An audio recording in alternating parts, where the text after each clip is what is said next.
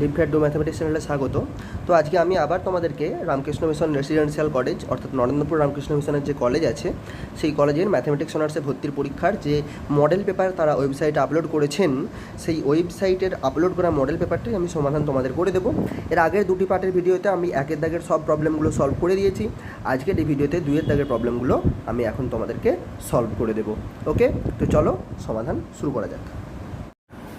দেখো, দুইয়ের দাগের প্রথমের অঙ্কটা কী বলেছে যে find the value of integration 0 to 2 mod sin pi x dx। তো এই sign pi x modulus of sign pi এক্সের আমাকে 0 থেকে 2 এই ইন্টারভালের মধ্যে ইন্টিগ্রেশনটা করতে হবে। এখানে কয়েকটা জিনিস আমাকে লক্ষ্য রাখতে হবে। ইন্টিগ্রেশনটা আমি করছি কার সাপেক্ষে? দেখো, এক্সের সাপেক্ষে করছি, অর্থাৎ এই যে রেঞ্জটা দেওয়া আছে ইন্টিগ্রেশনের 0 থেকে 2, এটা অ্যাকচুয়ালি এক্সটা এই ইন্টারভ্যালের মধ্যে বিলং করে। ঠিক আছে, তাহলে 0 থেকে 2 ইন্টারভ্যালটাকে আমি দুটো ভাগে ভাগ করলাম। তাহলে এক্সটা আমি ভাবলাম যে 0 থেকে প্রথমে 1-এর মধ্যে আর 1 থেকে 2-এর মধ্যে আমি এই দুভাগে ভাগ করলাম। ঠিক আছে, পাই দিয়ে যদি গুণ করি প্রথমটাকে, তাহলে পাই ইন্টু 0 হয়ে যাবে 0, less than equal to pi into x হয়ে যাবে pi x, less than equal to pi into 1 হয়ে যাবে পাই। এটাকেও পাই দিয়ে গুণ করলাম, তাহলে pi less than equal to pi x less than equal to 2 pi. ঠিক আছে, তাহলে পাই এক্সটা কোথার থেকে কোথায় থাকছে? 0 থেকে পাই আর পাই থেকে 2 পাই। তার মানে যখন এক্সটা 0 থেকে 2-এর মধ্যে, পাই এক্সটা তখন 0 থেকে 2 পাইয়ের মধ্যে থাকছে। বোঝা গেল? তাহলে 0 থেকে 2 পাইয়ের মধ্যে কে থাকছে? পাই এক্স। ওকে, এবার আমি তাহলে সাইন পাই এক্সটা কোথার থেকে কোথায় থাকবে? তাহলে আমি সাইন পাই এক্স বসাবো। তাহলে সাইন পাই এক্সটা 0 থেকে 2 পাই, তাহলে 0 থেকে 2 পাইয়ের মধ্যে আমি এরপর সাইন ফাংশনটা ছবি আঁকবো, তাই তো? আমরা সাইনের সবাই ছবি জানি কীরকম হয়। সাইন ফাংশনের ছবি আঁকতে আমরা জানি, মোটামুটি আমরা একটা ছবি আঁকবো।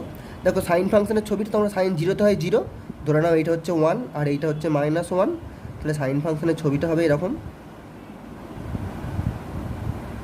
তাই তো? তাহলে এইটা হচ্ছে 0, এই বিন্দুটা হচ্ছে এখানে π/2, এইটা হচ্ছে পাই, এইটা হচ্ছে 3π/2 আর এটা 2 পাই। ঠিক আছে, তাহলে 0 থেকে 2 পাইয়ের মধ্যে সাইন পাই এক্সের কার্ভ হচ্ছে এটা। কিন্তু এখানে কি আছে আমাদের? Modulus sign pi x. তার মানে এখানে দেখো এই ছবিটাতে এইখান মড মানে কি সবসময় পজিটিভ বা ধনাত্মক ভ্যালু দেবে।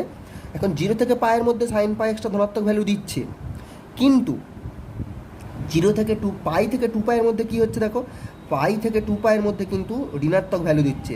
তাহলে এটা ঋণাত্মক ভ্যালু দিলে হবে না, যেহেতু মডিউলাস সাইন পাই এক্স নিচ্ছে আমি, তাহলে এই ভ্যালুটা কী হয়ে যাবে? ধনাত্মক হয়ে যাবে। অর্থাৎ এটাকে আমরা মাইনাস কী করে ধনাত্মক করবো? এই অংশটা তো ঋণাত্মক, তাহলে একটা ঋণাত্মক সংখ্যাকে মাইনাস দিয়ে গুণ করলে ধনাত্মক হয়ে যায়। তাহলে এটাকে মাইনাস দিয়ে গুণ করলে কী হয়ে যাবে? ছবিটা ঠিক এর উল্টো দিকে একই রকম ছবি এটা হয়ে গেল। তাহলে মড সাইন পাই এক্স হচ্ছে কার্ভটা হচ্ছে এইটা, এখান থেকে এটা, তারপরে এখান থেকে এইটা। তাহলে 0 থেকে পাই আর পাই থেকে 2 পাই। 0 থেকে পাই কখন হয়? যখন এক্স থেকে 0 থেকে 1-এ। পাই থেকে 2 পাই কখন হয়? যখন এক্স থেকে 1 থেকে 2-এর মধ্যে। তাহলে এই যে ইন্টিগ্রেশনটা, তাহলে এই ইন্টিগ্রেশনটাকে আমরা দুটো পার্টে ভেঙে নেব।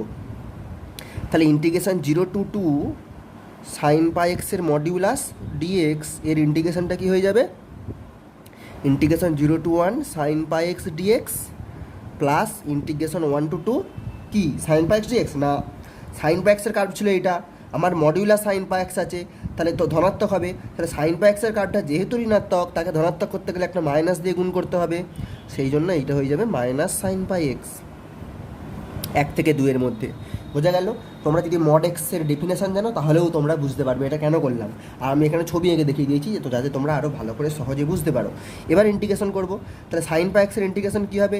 Minus cos pi x by pi, limit কত? 0 থেকে 1, প্লাস এখানে একটা মাইনাস আছে, তাহলে মাইনাস প্লাস হয়ে যাবে, মাইনাস সাইন পাই এক্সের ইন্টিগ্রেশন হয়ে যাবে কস পাই এক্স বাই পাই 1 থেকে 2। ঠিক আছে, এবার আমি লিমিটগুলো বসিয়ে দেবো। তাহলে মাইনাস কস এক্সের জায়গায় 1 বসালে কী হবে? কস পাই বাই পাই। এরপর এক্সের জায়গায় 0 বসাবো, মাইনাসে মাইনাসে প্লাস হয়ে যাবে, কস পাই ইন্টু 0 মানে 0 বাই পাই। তারপরে প্লাস কস পাই এক্স, এক্সের জায়গায় 2 বসাবো, তাহলে কস 2 পাই বাই পাই। তারপরে কী হবে? তারপরে মাইনাস কস 1 বসাবো এক্সের জায়গায়, তাহলে পাই বাই পাই। এবার আমরা কি জানি? কস পাইয়ের ভ্যালু কত?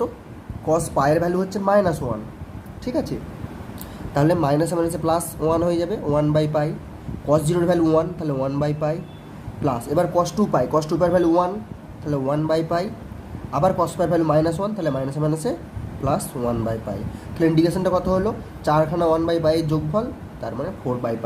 এটাই হয়ে যাচ্ছে কিন্তু আমাদের উত্তর। বোঝা গেল? তাহলে integration 0 to 2 mod sin π x dx এর ভ্যালু কত হলো, 4/π। এটা কিন্তু একটা বেশ ভালো ট্রিকি অঙ্ক ছিল বন্ধুরা। পরের অঙ্কটাতে দেখো কি বলেছে, যে cos 2π/3 minus sin 2π/3 sin 2π/3 cos 2π/3 এর পাওয়ার আছে কে। তাহলে এই ম্যাট্রিক্সটা টু দি পাওয়ার কে সমান 1001 ম্যাট্রিক্সটা যদি হয়, তাহলে then find the least value of k, অর্থাৎ কে এর ক্ষুদ্রতম কোন মানের জন্য এই শর্তটা সিদ্ধ হবে। তো আমরা প্রথমে cos 2π/3 আর sin 2π/3 ভ্যালুটা বের করে নেব। দেখো cos 2π/3 হচ্ছে cos π মাইনাস π/3। এখন cos π মাইনাস π/3 কী হবে, মাইনাস cos π/3, তাই তো। তার মানে মাইনাস cos π/3, π/3 মানে কত, 60 ডিগ্রি, cos 60 মানে হচ্ছে sin 30, তার মানে হাফ।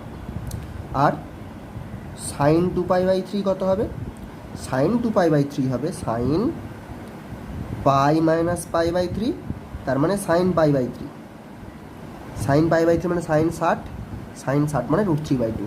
তাহলে এবার বসিয়ে দেবো, এখানে বসালে আমি কী পাবো, সরি cos 2π/3 জায়গায় কত বসাবো, -1/2, মাইনাস sin 2π/3 জায়গায় কত বসাবো, √3/2, sin 2π/3 জায়গায় বসাবো √3/2, cos 2π/3 জায়গায় বসাবো -1/2।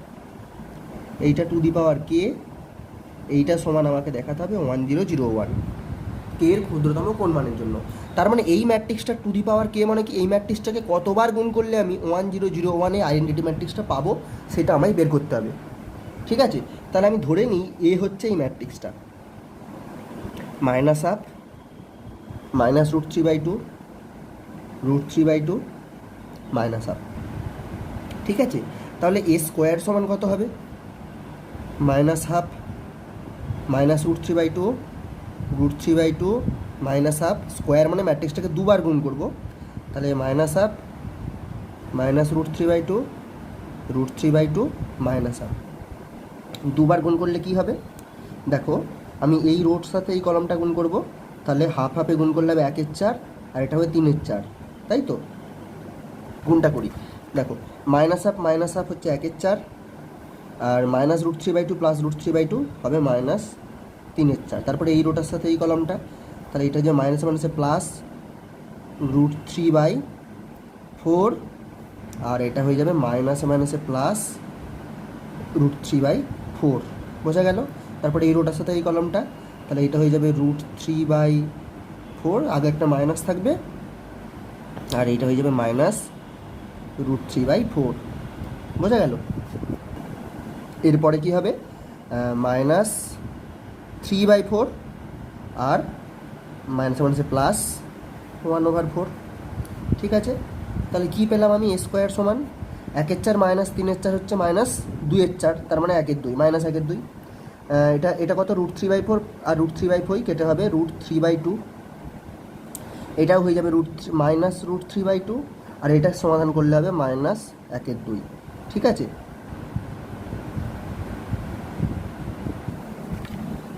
তাহলে চলো এবার এ কিউ বার করি। এ কিউটা কী করে বার করবো, এ স্কোয়ার আমার বার করা আছে, তার সাথে এ গুণ করব। এ স্কোয়ার কোন ম্যাট্রিক্সটা, এই ম্যাট্রিক্সটা, -1/2 √3/2 -√3/2 -1/2, তার সঙ্গে এ গুণ করব, এ কত, -1/2 মাইনাস √3/2, তার সাথে আছে √3/2 -1/2। ঠিক আছে, এবার গুণটা করলে কি হবে, এই রোটার সাথে এই কলমটা 1/4 যোগ √3/2 গুণ করলে হবে 3/4। ঠিক আছে, এবার এই রোটার সাথে এই কলমটা, তাহলে মাইনাসে মাইনাসে প্লাস √3/4 আর এটা √3/2 -1/2 মানে -√3/4। তারপরে এই রোটার সাথে এই কলমটা গুণ করলে কত হবে, √3/4 আর এটা হয়ে যাবে -√3/4। এবার এই রোটার সাথে এই কলমটা, তাহলে -√3/2 আর -√3/2 গুণ করলে হয়ে যাবে 3/4 আর -1/2 গুণ করলে হয়ে যাবে +1/4। তাহলে কত পেলাম আমরা, 1/4 যোগ 3/4 হবে 1, √3/4 -√3/4 0, √3/4 -√3/4 0, 3/4 যোগ 1/4 হয়ে যাবে 1। তাহলে a টু দি পাওয়ার 3 হচ্ছে 1001 এই ম্যাট্রিক্সটা, তাই তো। a⁴ সমান 1001। এটা কি ধরেছিলাম আমরা, এখানে যে ম্যাট্রিক্সটা ছিল এটাকে আমরা এ ধরেছিলাম, অর্থাৎ কে এর সর্বনিম্ন মান কত, কে এর মান হচ্ছে 3, এটাই হবে উত্তর। পরের অঙ্কটাতে বলেছে 3 arms A, B and C contain 6 red and 4 white, 2 red and 6 white and 1 red and 5 white balls respectively. An arm is chosen at random and a ball is drawn. If the ball drawn is found to be red, find the probability that the ball was drawn from the arm A. সহজ করে বলি, কি আছে, তিনখানা earn আছে এ, B and C. Earn মানে পাত্র, তাহলে ধরে নাও এই হচ্ছে একটা পাত্র, এটা হচ্ছে আমাদের এ পাত্র, ধরে নাও এটা আরেকটা পাত্র, এটা হচ্ছে আমাদের বি পাত্র, আর এটা হচ্ছে আমাদের আরেকটা পাত্র, সেটা হচ্ছে সি। এই তিনখানা পাত্র আছে, তিনখানা পাত্রে কি কি আছে বলে দিয়েছি দেখো। এ পাত্রে কি আছে দেখো, বলেছে যে 6খানা লাল, 6 রেড অ্যান্ড 4 হোয়াইট, তাহলে লাল বল আছে, এটা হচ্ছে লাল বলের সংখ্যা এ পাত্রে 6খানা, ঠিক আছে। আর সাদা বল কটা আছে, 4খানা, বোঝা গেল। তাহলে এ পাত্র হয়ে গেল 6 রেড অ্যান্ড 4 হোয়াইট। তারপরে পাত্রে 2খানা লাল আছে, তাহলে 2খানা লাল আছে, আমি লাল বলের ভিতরে 2 লিখে দিলাম। আর 6খানা সাদা বল আছে, তাহলে সাদা বল আছে 6খানা। তারপরে পাত্রটায় কি আছে, 1খানা লাল বল আছে, তাহলে লাল বল আছে 1খানা, আর 5খানা সাদা বল, 5 হোয়াইট বল, তাহলে আমি সাদা বল নিলাম 5খানা, ঠিক আছে। এবার কি বলেছে, বলেছে an urn is chosen at random. তাহলে তিনখানা আমাদের পাত্র আছে এ, বি আর সি, তাহলে তিনখানা পাত্রের মধ্যে আমি একখানা পাত্র সিলেক্ট করব। তাহলে এ পাত্রটা সিলেক্ট করার সম্ভাবনা কত, যদি আমি এ পাত্রটা সিলেক্ট করি, মোট পাত্র আছে নিচে কটা, 3টে, আর উপরে থাকবে কি, যদি আমি এ পাত্র সিলেক্ট করি তবেই। তাহলে এ পাত্র সিলেক্ট, যেহেতু একটাই আছে এ পাত্র, তাই ওটাকে সিলেক্ট করতে হবে, তাহলে অপশান আছে একটাই আমার কাছে। একইভাবে প্রবাবিলিটি অফ বি কি না, তিনখানা পাত্রের মধ্যে নিচে থাকলো, যদি আমি বি পাত্র সিলেক্ট করি মানে উপরে 1 মানে 1/3, আর প্রবাবিলিটি অফ সি কত, সেটাও একইভাবে 1/3, বোঝা গেল। এবার কি বলেছে, an urn is chosen at random, একখানা পাত্র আমি সিলেক্ট করে নিয়েছি, and a ball is drawn, একটা বল তুলেছি, এবার সেই যেই পাত্রটা সিলেক্ট করেছি তার থেকে একখানা বল তুলেছি। If the ball drawn is found to be red, যে বলটা তুলেছি সেটা আমার লাল, তাহলে লাল বলকে আমি আর দিয়ে চিহ্নিত করব। আর দিয়ে কি চিহ্নিত করব, রেড বল, ঠিক আছে।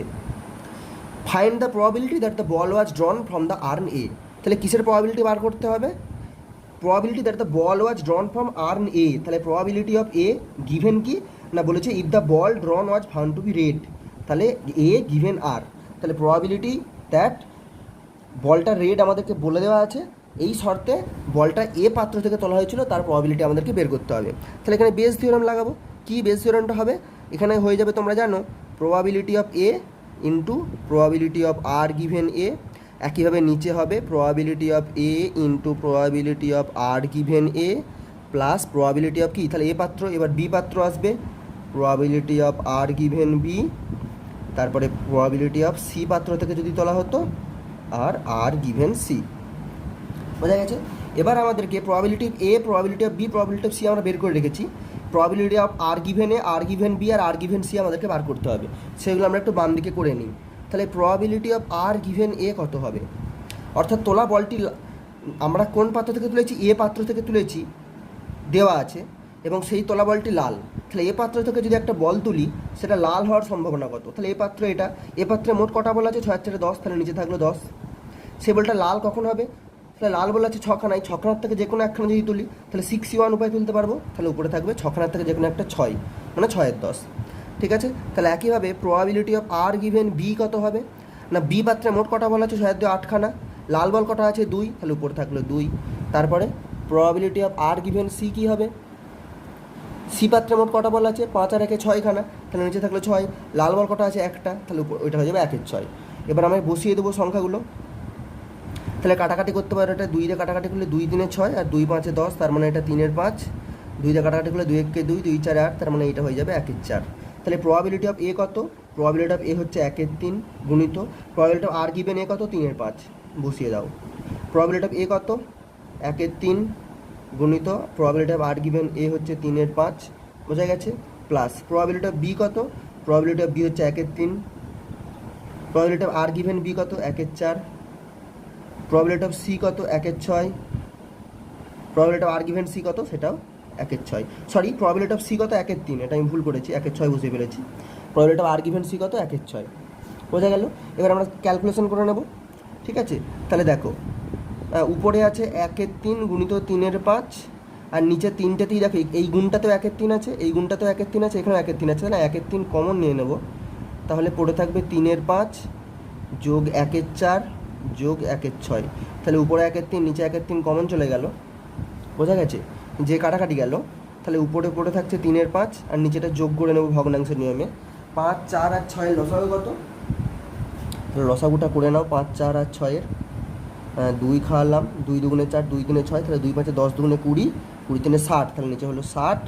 5 12 60, 12 3 36, 4 15 60, 15 1 15, 6 10 60, 10 1 10, তাহলে কত হচ্ছে 3/5 বাই নিচে যোগফলটা কত 36, আর 10 15 যোগ করলে কত হবে 51, তাই তো।